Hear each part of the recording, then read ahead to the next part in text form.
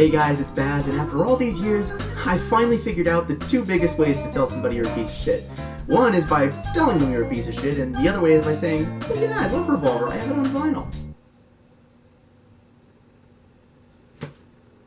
Damn it. Vinyl records, the reason that the phonograph is Thomas Edison's most important invention and not electricity. When new technologies emerged in the late 20th century, buying and listening to records fell out of favor as the way to consume music. In recent years, however, it's seen a massive wave of new supporters. When data was last counted in mid-2021, revenues from vinyl sales grew to almost $500 million in the US alone. That's pretty crazy when you consider that just 15 years ago, the number of total albums sold on vinyl in a year was around 1 million. If you're watching this video and don't already have your own collection, I'd assume you're wondering why the hell people would pay so much for 12 3/4 by 13-inch squares instead of their mortgage. Or better yet, if it's even a practical thing to collect in the first place. So today, I'm gonna walk you through my own setup, highlights of my collection, and some of the biggest things I've learned as a collector. You can't start your collection without a turntable, and right here is mine, the Audio-Technica AT-LP60. Across the internet, it's regarded as a great player for both new and experienced vinyl listeners. I got mine for about $99 4 years ago, but today they'll set you back $140 on Audio-Technica's website. I've had no complaints with mine, it runs very smoothly for the price. The only thing that might take a while to get adjusted to is hearing songs sounding 2% slower than they would on streaming. Next, you have to consider getting speakers to amplify the sound. I'm fortunate enough to have these speakers that my dad gave me, and they still sound great despite being 20 or 25 years old. I believe all of the LP60 models have Bluetooth in them, so your run-of-the-mill Bluetooth speaker could double as your sound system. If you do have the budget though, investing in speakers will get you the best sound. There are speakers that sound warmer, have more bass, or are stronger in the midtones, so you can be pretty specific on how you want your music to sound. Don't put too much pressure on those things from the beginning, we all have to start somewhere. And for many of us, the suitcase model was the way to go. Crosley, Ion, and Victrola players are the most popular, and they're all at very affordable prices. I started out with a Crosley myself, and I think they're serviceable options for getting your collection started. I say started because the flaws with these should not go unnoticed. For one, the speakers are inside the unit, which is not the best way to build a turntable. The vibrations produced from them make its already feeble arms skip right through the grooves of your records. Playing any heavyweight vinyl on these is out of the question because you do run the risk of damaging your discs. As long as you're playing standard 140 or 150 gram vinyl on them, it should work out fine. Wherever you shop, there will be some indication if the vinyl is heavier, the most common being 180 grams. It's great that they have Bluetooth and run at normal speed, but when you get to a point when you're enjoying your collection and want to expand, you're going to be pretty limited in the amount of records you can play on them. I now want to take you to my collection itself. I haven't bought many records recently, but I'm also at a point where I value quality over quantity with my collection. If you want to collect for a specific number of records or you're holding out for specific pressings, great. I just wanted to own some of my favorite albums physically. Currents by Tame Impala, Mad Villainy by MF Doom, and The Velvet Underground Self-Titled are some that I'd consider my finest purchases. It can be really tempting to buy every vinyl you come across, but after a while, I started to consider the following. If I don't think I'm going to listen to an album more than once, or if it's one I don't even listen to often and want it simply to have it, then I don't buy it. Impulse buys are a slippery slope, especially with something like vinyl. But hey, I'll never say no to taking a trip to my local record store.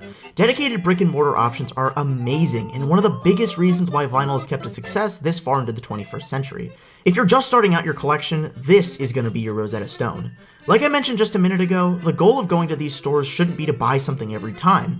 It sounds kind of stupid to say this, but it's important to develop a relationship with vinyl early on. Interacting with them for those first few times is the most sacred part of the collecting process. You can hold them, read them, visually inspect them if they're not behind shrink wrap. Hell, you might even be lucky enough to hear them if your store has listening booths. These seemingly small things make it so fun to get lost in a store and admire what it has to offer. I could spend hours digging through bins of records I love, come across ones I've never heard of, or ones I've never seen on vinyl before, and still not be finished going through their inventory. Once you get more experience with buying records, there's the option of joining a vinyl subscription service to grow out your collection. Take my experience with a grain of salt because it was a bit less than ideal. A few years ago, I was gifted a subscription to a site called VNYL. Every month, you would pick a vibe that would serve as the foundation of your box. You would get the featured record of that vibe and a couple records that sounded similar. When I first signed up, they asked me to give a list of artists and genres that I liked so they could curate my boxes in a particular way.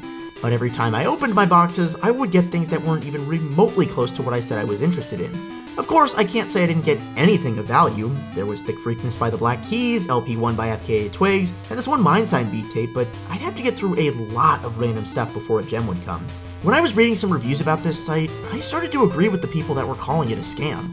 later lost deliveries, bad boxes, or having to call the company when you wanted to cancel their service. These are just a couple of the issues VNYL users have reported.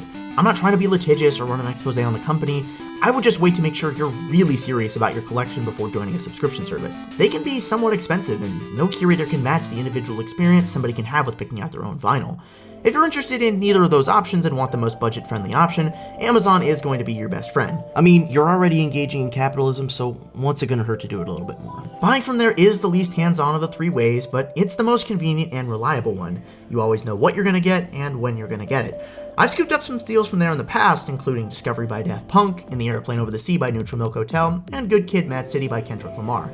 I think all three cost me about $50 to $60 in total, which is not the worst price for three brand new vinyl records. More often than not, you might notice how records come issued with standard black discs with nothing on them, but there's a new trend that's been picking up recently. Oh, shit, sorry, I forgot the jump scare warning. Colored vinyl has been a hot button issue within the vinyl community for a pretty long time, and it would not surprise me if there were some purists out there that have dissertations on why it's somehow inferior.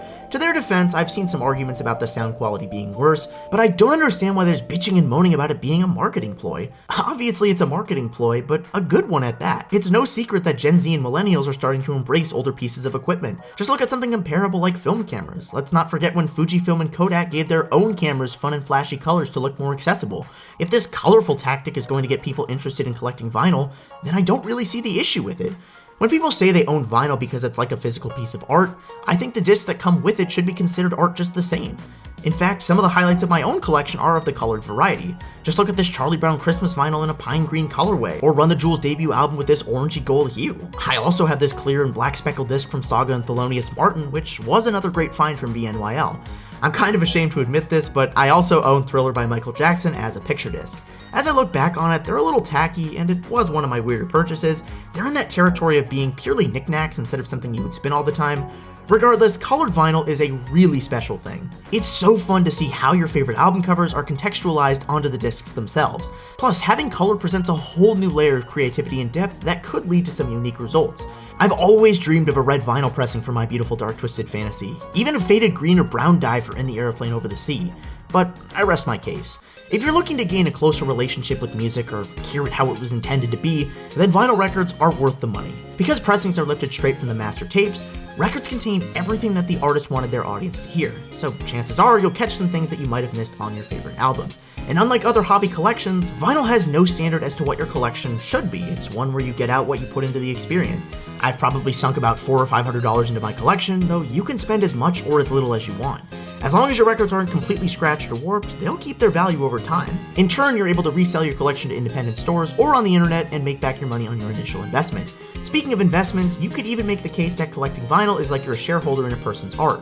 Unlike your streaming library or buying music digitally, you physically own the albums and songs, the same with your turntable and other proprietary equipment. None of that can be taken away from you, nor is it prone to random software updates. As streaming continues to grow in its scale, vinyl is one of the last torchbearers of physical music in the 21st century. It's great to have all of the albums you love right in your pocket, but listening to their physical counterparts is an experience where we can slow down and embrace the music for what it truly represents. Beginning my vinyl collection was one of the best decisions I've made in my musical journey, even if it means coming off like a piece of shit. Over the years, I've learned a lot as a vinyl fan, and it's been so much fun building up my physical collection. Whether you've been collecting for a while or this video inspired you to start your own collection, I wish you the best of luck in your journey. And it's funny because all this reminiscing about vinyl makes me just want to put my favorite records on the turntable. You know, maybe electricity was Thomas Edison's most important invention after all. Who's to say?